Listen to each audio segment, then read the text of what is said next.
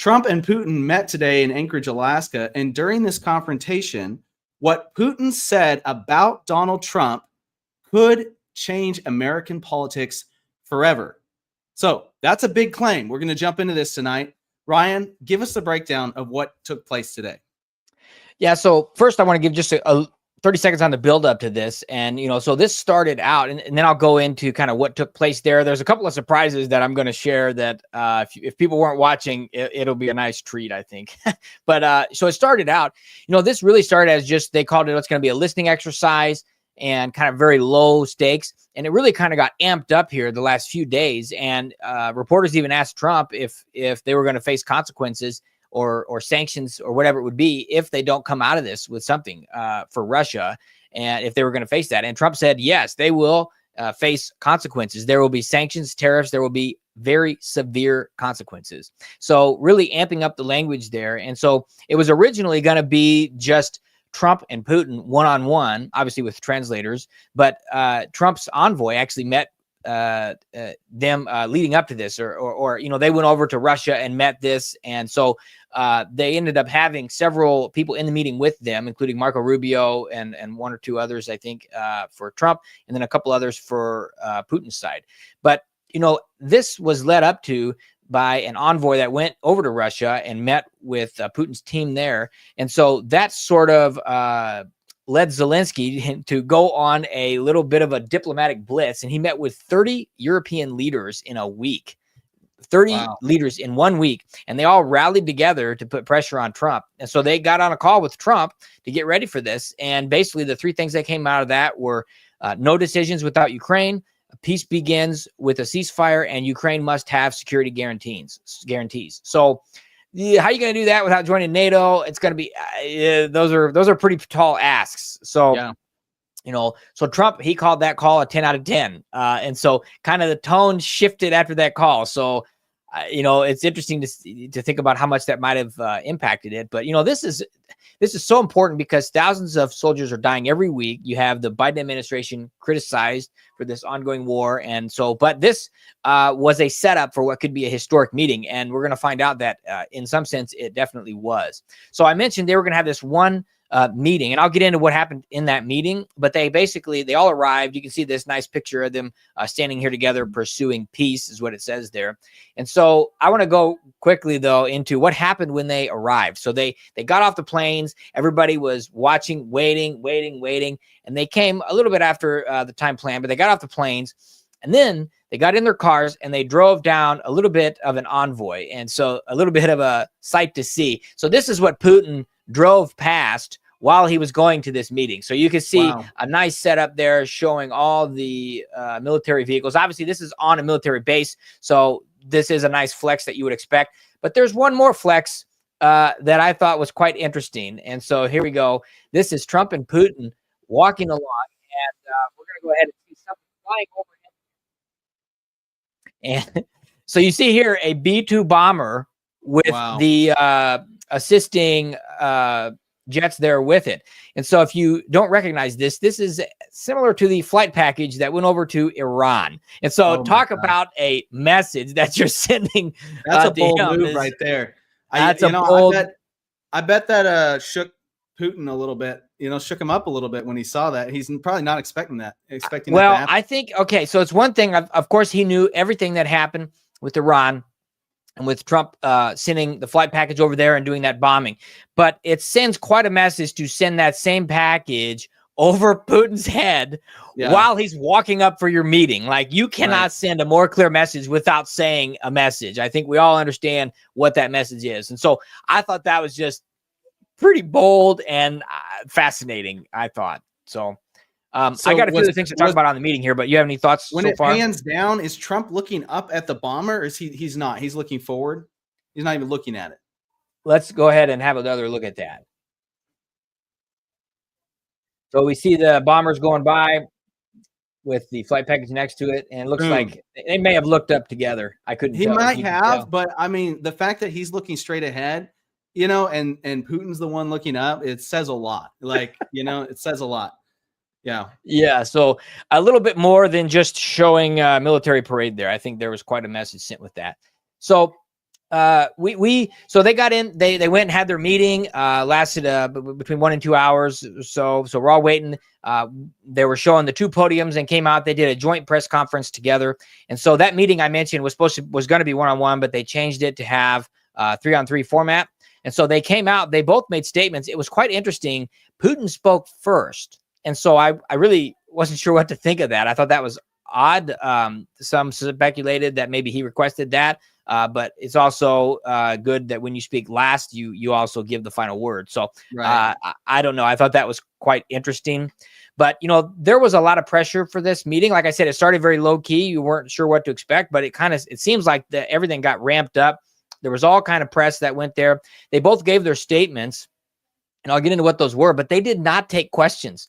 And so they just split right after they were done with their statements, and that was it. And so there was a room full of reporters that all traveled up there, and not a single question got asked. And I will say the tone, so Putin started out and he, basically they didn't give anything real substantive, but Trump, Putin basically, you're going to share the big thing that he said. I should say they said one thing that was very substantive that you're going to share. But basically mutual pleasantries, just kind of vague agreements and possibilities, and different geopolitical questions that need to go be answered. But Trump plans to go and debrief NATO allies. He's going to have a call with EU leaders and Zelensky. And perhaps, I think the goal, they originally said this isn't the meeting. This is the meeting before the meeting. And so the goal was to get a joint meeting with Zelensky and Putin together. And so they're kind of floating a second summit potentially. Putin said in English, the only thing he said in English was, yeah, maybe our next meeting we can have in Russia. And Trump kind of chuckled and was like, well, yeah, we'll see what's going to happen. And, it's a possibility. And so there's skeptical.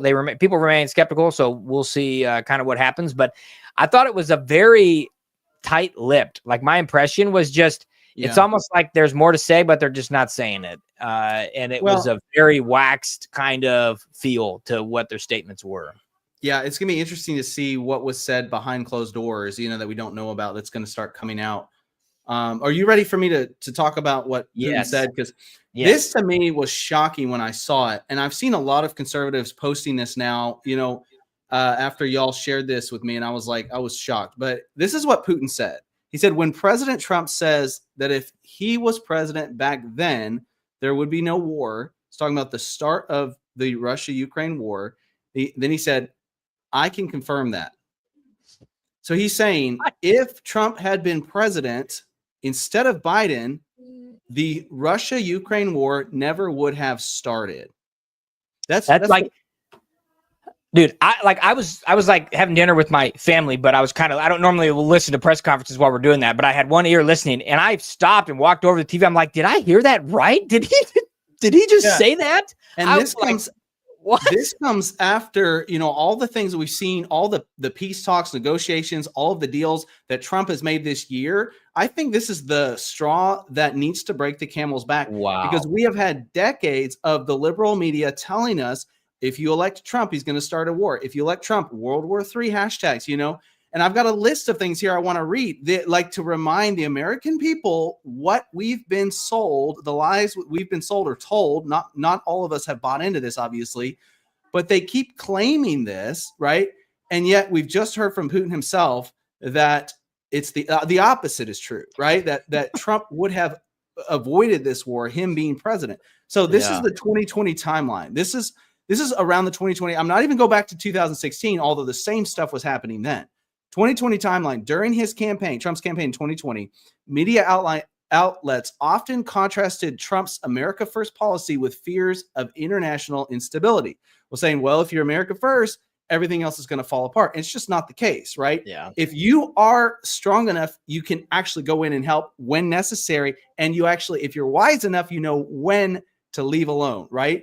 And then other posts from early 2020 during their campaign, particularly after the Soleimani strike.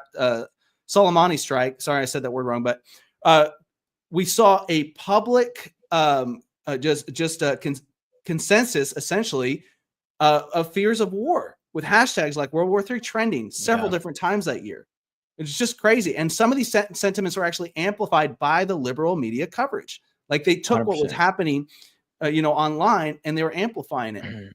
Specific critics, such as those like the Washington Post from September 2020, this is during that same campaign, argued that Trump's withdrawal from the international agreements, the Paris Accord, WHO, stuff like that, and his handling of allies could destabilize global security and indirectly raise war risks. We have a couple other examples, and this was after Trump lost that election, or whatever happened there, but after he was leaving office in January of 2020, New York Times and the Washington Post both escalated potential stories having to do with a war with Iran or World War III.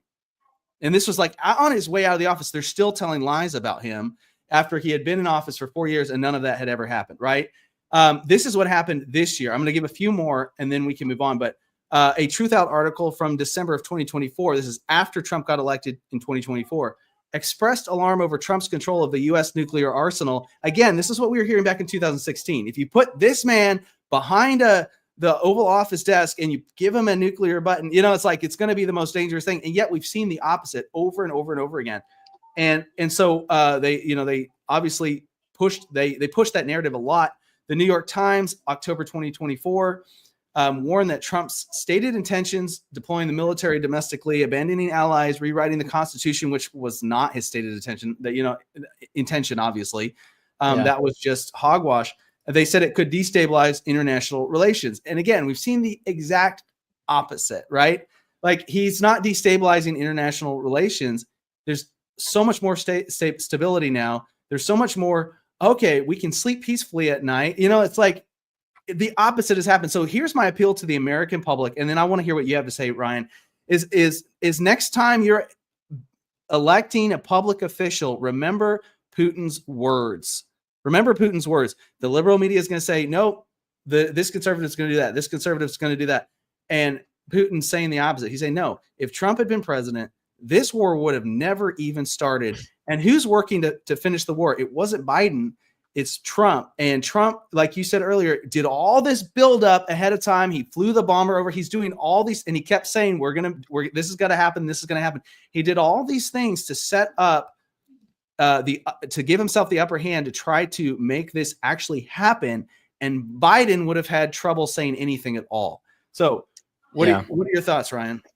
If I just take a step back and think about, like, Putin could have said a lot of things about that point from the media and about that Trump has made that. He could have, like, I would normally have expected that to just be avoided at all costs. And if anybody asked him directly about it, he would kind of just meander around a question, a non-answer. He chose, like, what is going in his mind, that he chose to make it a point in his speech about the war. Like for me, that means he has to be next level, like, frustrated with the Biden administration, with the West, with all this, thinking maybe he was in a corner, had no option. I mean, for him to reveal that is just like, to me, that's just mind blowing. Like, I almost don't have words for it, because you think about, he's not a fool. He's been in leadership a long time. And so for him to say that, I think he knows what that means. And so I think that's for me, that's kind of like just a shocker. I literally about fell out of my chair when I thought I misheard it. Like, I almost ignored it because I thought maybe I missed one of the words in the translation. Like, nope, that was it. So yeah, I think it was a good meeting, though. I think that they didn't actually get a ceasefire agreement, or they didn't actually but they did talk about critical issues and, ceasefire terms and territorial matters, and the fact that those need to be sorted out. They both acknowledge those security guarantees, and so the different mutual interests and that sort of thing. And so I think that it's really going to be interesting to see what comes out of this. I mean, I think it's a good step to see them talking face to face again and to have it kind of a positive thing. But I got to say, man, if you go and watch it, it was a pretty stuffy kind of meeting where it was, it was very tight-lipped. That's just, maybe stuffy is not the right word. It was just very like, man, Trump's just really making a statement, sticking to it, and we're done. I think he had an agenda going into it, and I think he was making sure that exactly what he wanted to happen was happening. He wasn't too worried about what the public was saying about it, but instead he's worried about the results. He's concerned about the results. But yeah, I'm praying that a peace deal does come out of this. But then at the same time, I'm like, man, if nothing else, this is a big piece of news that I believe should affect, even if it doesn't, it should affect the next several round of elections here in the States, because it's shown so clearly how wrong the liberal media continues to be, not just about Trump, but in general, over and over again. And I think the next time that we're voting as the American public, I'm praying that everyone remembers that when the liberal media calls one person a bad guy, they're actually probably the good guy. When they call somebody a good guy, they're probably the bad guy, right? And so it's just so crazy to me how that works. But yeah, that's any closing thoughts, Ryan, before we head out?